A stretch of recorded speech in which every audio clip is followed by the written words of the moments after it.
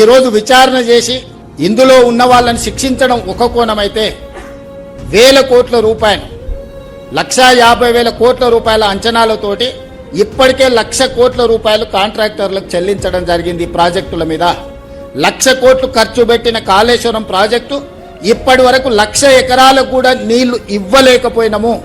ఇప్పటి వరకు 2019లో ప్రారంభించిన ప్రాజెక్టు 2023 వరకు 162 టీఎంసీలను మాత్రమే ఇందులో నుంచి లిఫ్ట్ చేయడం జరిగింది.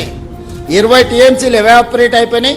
32 టీఎంసీలు శ్రీపాద ఎలంపల్లి నుంచి మళ్ళీ కింది సముద్రంలోకి వదలాల్సిన పరిస్థితి.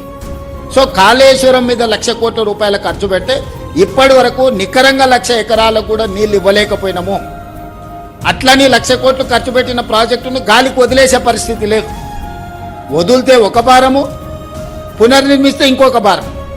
కానీ ఇందులోనే అన్ని చర్చలు చేసి వీటన్నిటిని కూడా రిపేర్ చేసుకొని మళ్ళీ ఈ తెలంగాణ ప్రాంతానికి నీళ్ళు అందించడానికి అవసరమైన పనులు చేయాలని చెప్పి ఈరోజు మేము నిర్ణయం తీసుకున్నాం. ఈరోజు సాంకేతిక నిపుణులందరూ వస్తారు. మేము ఒక పొలిటికల్ విజిట్ కాదు, ఇది ఎక్స్పర్ట్స్ విజిట్. ఎక్స్పర్ట్స్ విజిట్లో పొలిటికల్ ఎగ్జిక్యూటివ్స్ మేమందరం ఇన్వాల్వ్ అయినాం. మా ప్రోగ్రాం తెలిసి అతి తెలివితేటలతోటి ఈరోజు ఆ పక్కన మీటింగ్ పెట్టుకున్నారు. వాళ్ళు మీటింగ్ పెట్టుకుంటే మేమేమో అనుమతి ఇవ్వకుండా ఊరుకోలేదు. మీరు ఏమైనా పెట్టుకోండి, నిజాలు అనేది ప్రజలకు తెలుస్తాయి కదా. ఇప్పుడు మా మీద ఎదురుదాడి